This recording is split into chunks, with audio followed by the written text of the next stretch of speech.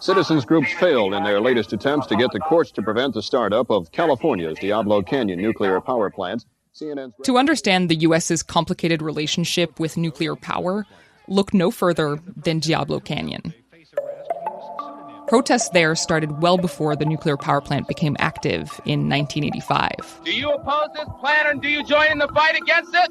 Yes, I do. Activists in California told reporters at the time that they were worried about the threat of a nuclear meltdown. For decades after its activation, environmentalists and nuclear activists gathered in the town near the plant to call for its closure. Then, in 2016, the utility that ran the plant announced that it would shut down both reactors at Diablo Canyon by 2025. The reason wasn't safety, though. It was cost. Renewables like wind and solar had become cheaper competitors, and though shutting down a nuclear reactor is expensive, the closure could potentially cost less than letting it run. California is going nuclear free. On Tuesday, one of the state's largest utilities agreed to a proposal endorsed by environmental groups and labor unions to shut down Diablo Canyon. Protesters were thrilled. But then, at the end of last year, the state walked the agreement back. California regulators, supported by Governor Gavin Newsom, voted to keep the plant open and keep operating until at least 2030. The announcement surprised a lot of people, but to many energy experts, it kind of made sense. Diablo Canyon produces almost 9% of the state's power, making it California's largest source of always-on emissions-free energy. So without it, the state would likely have trouble meeting its decarbonization goals. The tug-of-war surrounding Diablo Canyon's existence, it's an object lesson.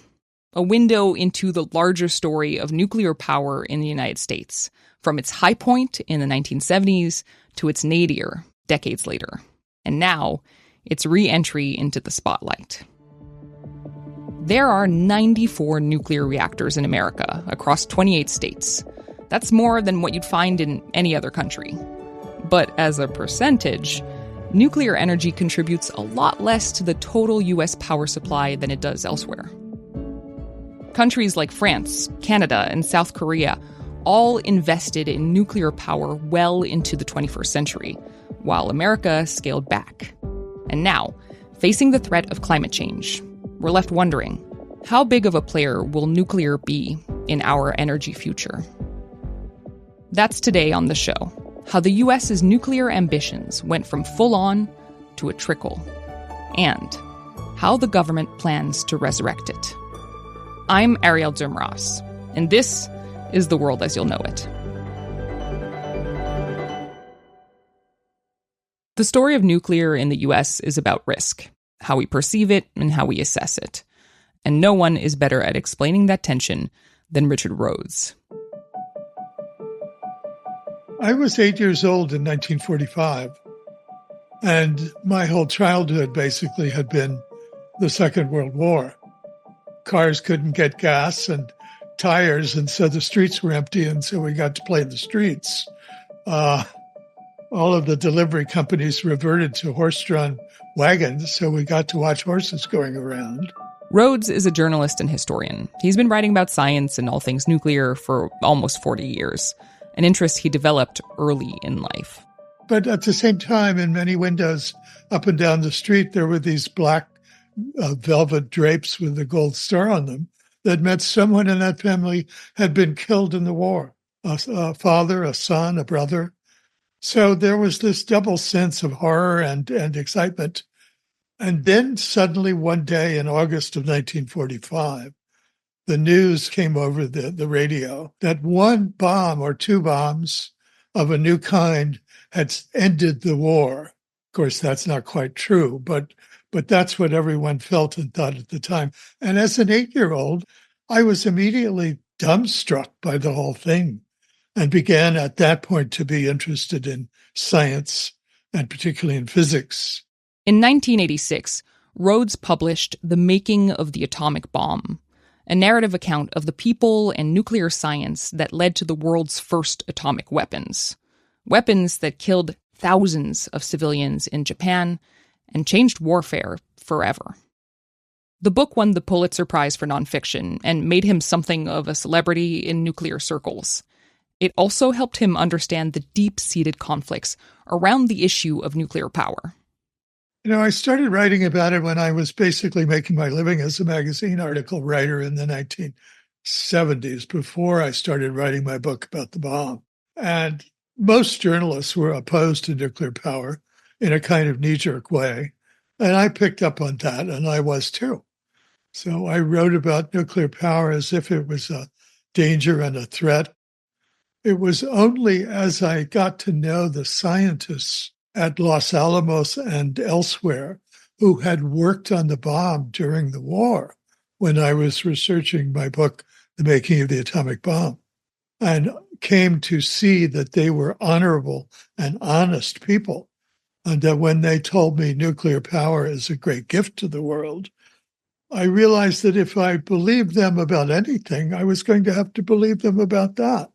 In 1953, when Rhodes was 16, President Eisenhower gave a speech at the United Nations emphasizing both the danger of atomic weapons and the peaceful use of nuclear energy. The atomic age has moved forward at such a pace that every citizen of the world should have some comprehension, at least after the war. Once the United States and other countries realized that there was no shortage of uranium in the world, it began to be possible to think about using nuclear technology not only for wartime, but also for peacetime. My country wants to be constructive, not destructive. It wants agreements, not wars, among nations. The development was pushed and advanced during the Eisenhower era, largely because the Soviet Union, our major competitor, had started to develop reactors that could be used to generate electricity. And out of that came a nuclear power industry that probably could have waited a little longer to get started. The technology was brand new, and as Rhodes sees it, the way utilities went about developing nuclear energy in the U.S. was pretty haphazard. All the utilities wanted to have their very own nuclear power reactor, each one being built separately, no common production line somewhere. What was the feeling around nuclear energy back then in the U.S.? It was a bit too cavalier. I mean, the CEO of one utility would be playing golf with the CEO of another utility, and he would say, "We got our reactor going. How are you doing?" And the other guy would think, "Oh, damn, we better get going with the nuclear power system, too." They said, "Well, it's just another way to boil water." In the 1970s, 50 nuclear reactors went online in the U.S. It was a great time of confusion and mistakes, and I guess it probably culminated, if one likes to think of it this way, in the accident at 3 Mile Island in 1979. Good evening. The news tonight is not encouraging. To sum it up in a word, it is still confusing from Harrisburg. It was an accident at the 3 Mile Island nuclear power plant, which is located on an island. In 1979, one of the reactors at the 3 Mile Island nuclear power plant in Pennsylvania suffered a partial meltdown caused by a combination of equipment malfunction and operator error. The accident took place just 12 days after the release of a movie called The China Syndrome, a thriller about a meltdown at a nuclear reactor that gets covered up by the plant's owners. The timing amplified a sense of fear and paranoia. At a news conference early this afternoon, Governor Thornburg suggested pregnant women and preschool children within a 5-mile radius of 3 Mile Island leave the area. And residents within a 10-mile radius have been urged to stay indoors indefinitely. The news was scary, and the whole thing made the industry look terrible. And yet, no one died at 3 Mile Island. There were no injuries. The average amount of radiation to which residents nearby were each exposed was actually lower than that of a chest X-ray. So it wasn't the nuclear disaster that was feared. But that's not what people felt and heard. Everyone who was listening was attuned to the feeling that some terrible accident had occurred in Pennsylvania that could have very well destroyed the whole state. 3 Mile Island changed how nuclear energy was perceived in the U.S. the industry was forced to shift. New safety measures, new regulations, and a very motivated anti-nuclear movement slowed the building of new plants to a crawl. All sorts of new safety systems were added on. Training of the operators was included. There was a general sense that nuclear had been developed too quickly and too carelessly, if you will. The price of oil didn't help. Oil prices had hit a new high in 1979, but dropped by more than 2/3 over the next 6 years. With oil so cheap, the big push behind nuclear and other technologies like solar power was over. Nuclear power plants that were scheduled to be built in the later 1970s got canceled one by one because it simply wasn't needed. The U.S. did actually add more reactors after that, but never with the zeal it once had. From 1979 to 1988, 67 planned nuclear projects were canceled. So at its peak in 1991, the U.S. had 112 reactors in operation. That number today is down to 94. Collectively, these plants produce around 18% of the energy consumed in the U.S. Now, 18% is nothing to sniff at. But if you compare that to France, you start to get a sense of the global nuclear energy imbalance, because France gets around 70% of its energy from nuclear. And per capita, it releases about 1/3 of the carbon released in the US, largely because of the country's nuclear capacity. When I spoke with Rhodes, I asked him about a conversation he once had with Marcel Boiteux, who in the 70s and 80s came to be known as the architect of the French nuclear program.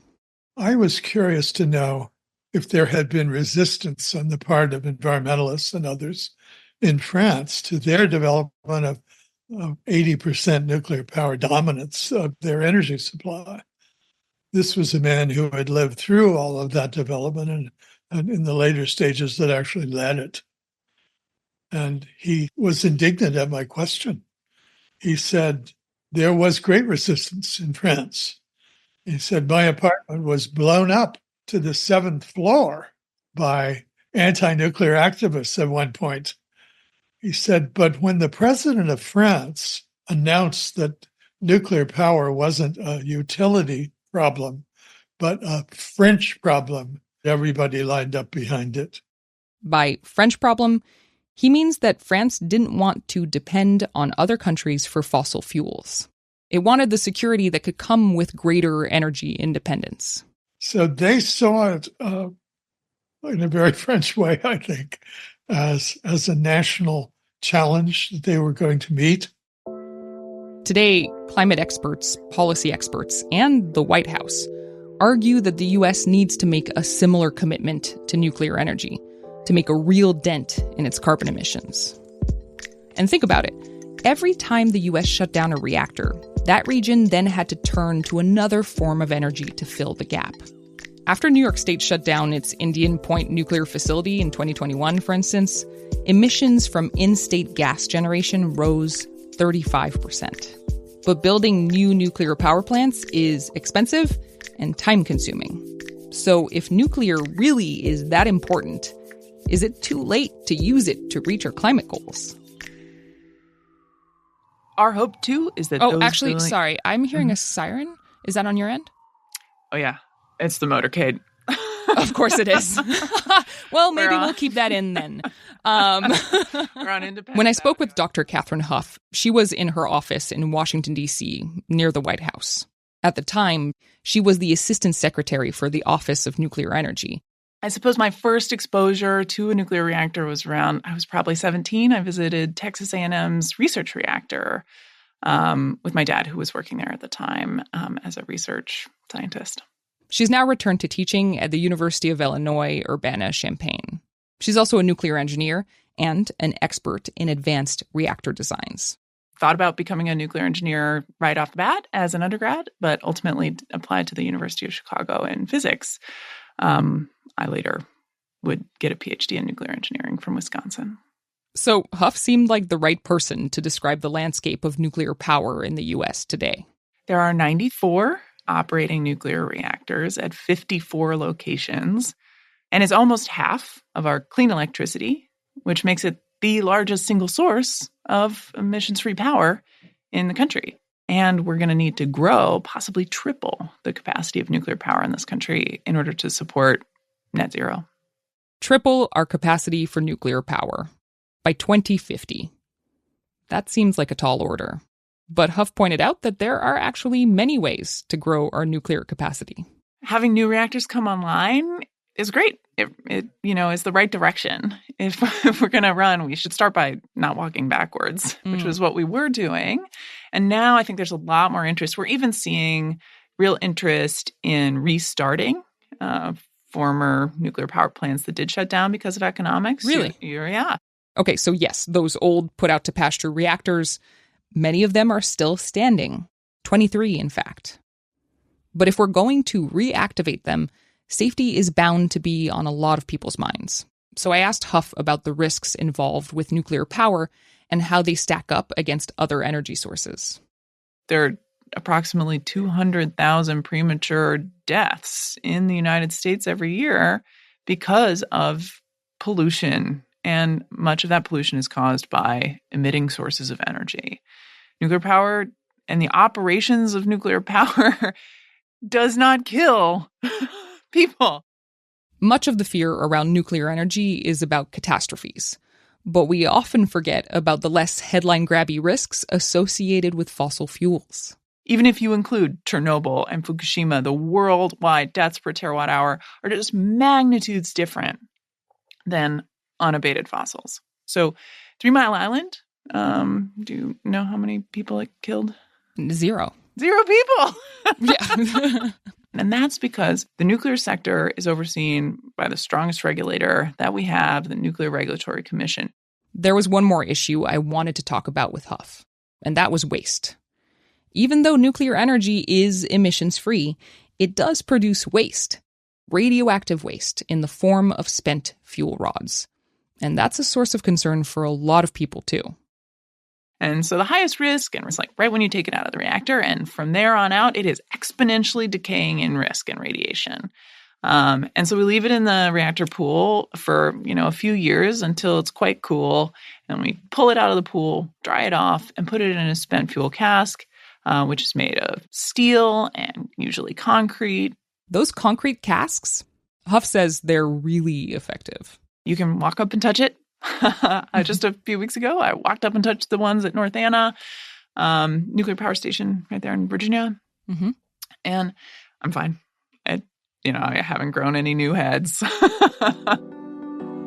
I strongly encourage anyone skeptical or suspicious or curious about nuclear power to find the closest university with a research reactor. They have visitor tours. You could sign up and look straight down into a reactor, right into the pool, because it doesn't have to be a mystery. And I think the mystery drives the fear. Listen, I've been covering science for more than a decade, and I had never heard of this kind of tour before. When I think of nuclear research, I think of the Large Hadron Collider, not a nuclear reactor at my local university. But of course, Huff was right, and I happen to live very near to a research reactor, one that I soon found out is unique in the country, because it's the only one that's run primarily by undergrads. All right, so this is the door to the facility, right? This is the door to the reactor. Yes. We're outside right now, we're about to go in. The facility in question is the research reactor at Reed College, a small liberal arts college in Portland, Oregon. Our reactor was installed in 1965 and first ran critical in 1968. So a very long time. We have these black and the person taking me on this tour is Elio DeMoro, a physics student. Yeah, we're going to be going to the control room first, so we're going to need to leave. To enter the reactor room, you first have to go through a control room. This really old-school bunker-like space that's home to equipment that looks like it's from the 70s. Mostly because it is. Hello. This is where all the magic happens. Hey. I'm gonna ask you to Except that once you're in there, to get to the desk where all the controls are, you have to walk through saloon doors, like Western-style, those wooden flappy doors. Yeah, and the saloon doors that I had to go through to get into this room, for fun, No, they do serve a purpose. The saloon doors help remind us to stay behind the console when we're operating. That's Auden Oliveri. Oliveri is a chemistry student and a senior reactor operator. It's just a visual and physical reminder to not step away. Adjacent to the control room is the reactor room. We walk in, and it's basically this really nice workshop. Tables, equipment. But then, in the center of the room, there's this giant well. And at the bottom of that well, 25 feet below us, is the reactor's core. Right now, I am looking into this pool, which means that I am looking into an active nuclear reactor. Yes, you are looking into an active nuclear reactor at 171 kilowatts. Compared to the large-scale reactors we've been talking about, like 3 Mile Island or Diablo Canyon, the Reed reactor, well, it's puny. Great for research, and it's not about to power much of anything. But when you're in the room, it doesn't feel small or underpowered.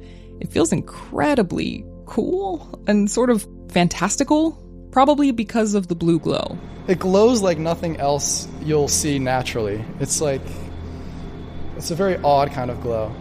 For folks at home, it's not just a blue glow. It's like a blue, thick powder that sort of coats everything. You know when it's just snowed and there's just a light snow powder covering everything? Imagine that was blue and glowed.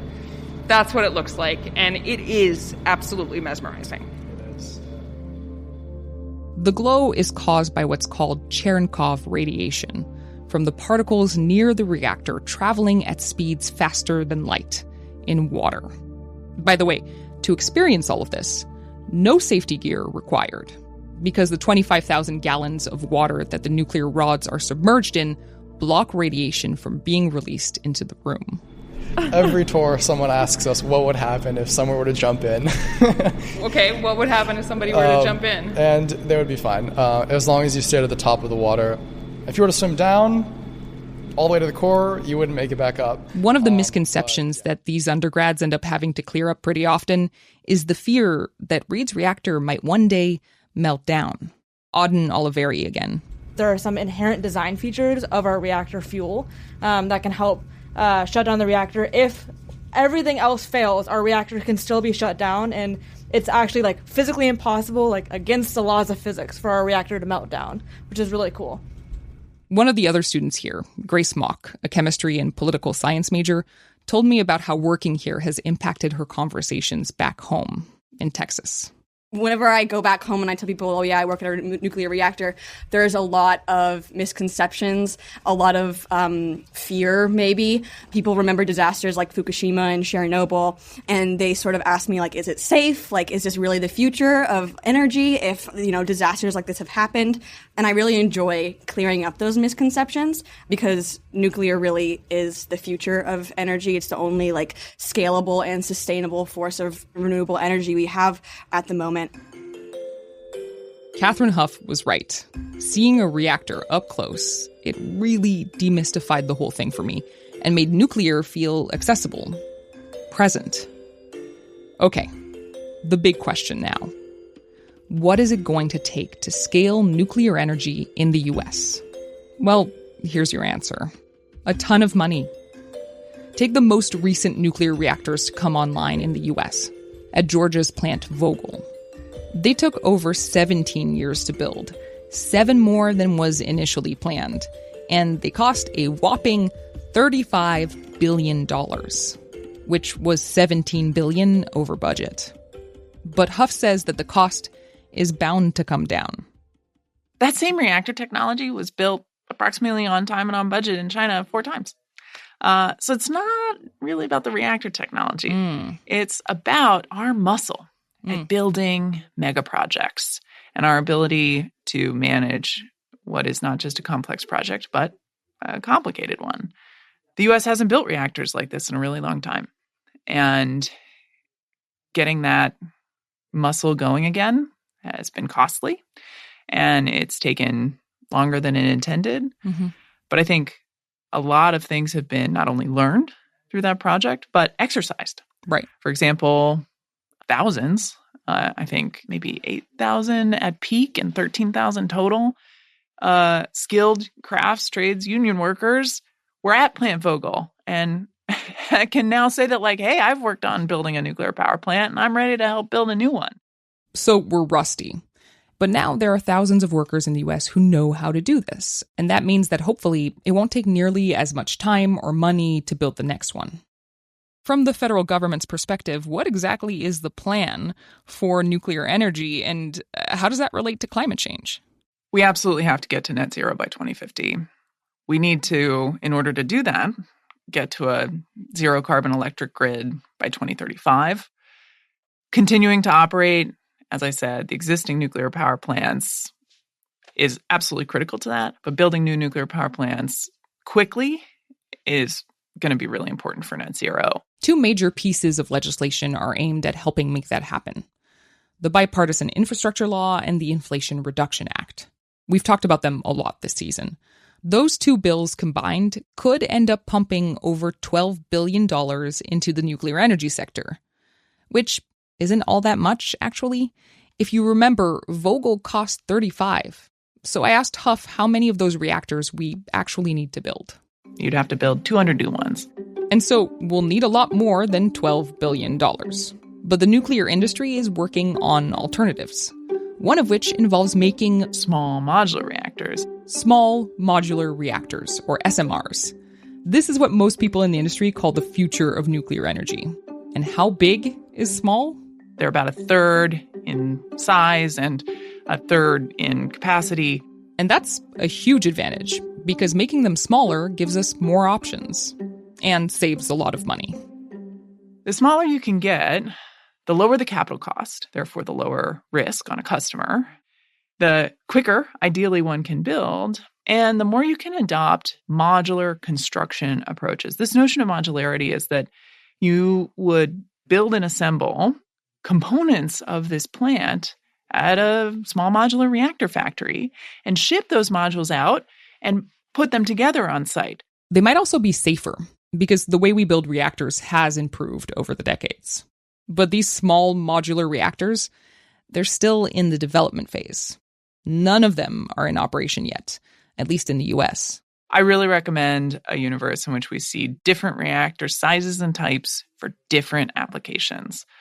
You know, some residential and critical infrastructure may need just 10 megawatts, and they may need it to be the kind of power that's always on 24/7, 365 days a year, but they only need 10 megawatts of it. A former coal plant that used to produce 300 megawatts, that's a perfect opportunity for a small modular nuclear reactor around the 300 megawatt range. And there are a number of coal plants destined to retire, right, or which have already retired.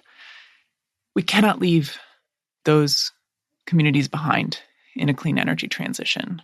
Not only do they sit on an incredible resource, which is the transmission of hundreds of megawatts that will suddenly be, not transmitting the megawatts, having that transmission centered around a community is a real valuable resource that something like a nuclear power plant can easily repurpose. And so a sort of one-to-one switch out of unabated coal plants with new, smaller, modular nuclear reactors could really leverage not just that electric grid, but also the workers and the communities in that vicinity. There are a lot of moving pieces here in this plan, a lot of new technologies to implement, and of course, a lot of people to convince. But with a general move toward a carbon-free future, the timing feels ripe. My assessment is that while my parents' generation was afraid and concerned about the atomic bomb, that was the existential threat facing their generation. My generation and everyone younger than it, the existential threat facing us is climate change. It's real, it's present, it's coming. We can see its effects every day.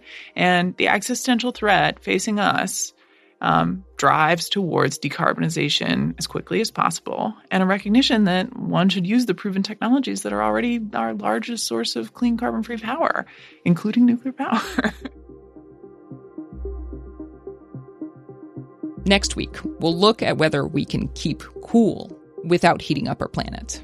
So if air conditioning could be flexible in its load and ultra-high efficiency, that would enable us to solve the principal things that make air conditioning unsustainable. And that discussion led to innovation, of course. But I think that the cooling revolution is at a very early stage and will need to be something that, which is something which the United States is very good at, right? Putting capital together with entrepreneurship and research.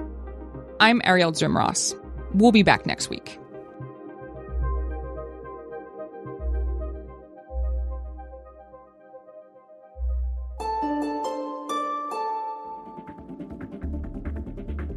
The World as You'll Know It is brought to you by Aventine, a nonprofit research institute creating and sharing work that explores how today's decisions could affect the future.